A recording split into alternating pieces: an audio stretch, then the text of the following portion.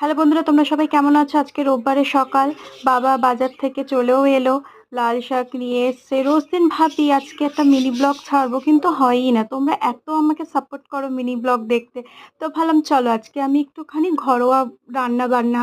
আমার বাবা প্রত্যেক দিন বাজারে যায়, তাও সানডে বাজারটা একটু আলাদাই হয়। তো দেখো কত কিছু নিয়ে এসে, উচ্ছে, ঝিঙ্গে, লাল শাক, কুমড়ো, ফুলকপি।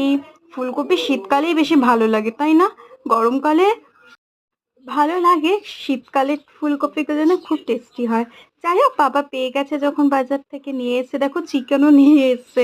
তো সবকিছু যখন খুলে লাগছিলাম, মা দেখি চিকেনটাও ওপেন করলো, মানে ধোবে আর কি। তো এটা কি রান্না হলো, কি খাওয়া দাওয়া হলো, সেই মিনি ব্লগটাও আসছে। তো তোমাদের সবাই ভালো থেকো, সুস্থ থেকো, এই গরমে একটু বেশি বেশি জল খাও, ভালো থাকো।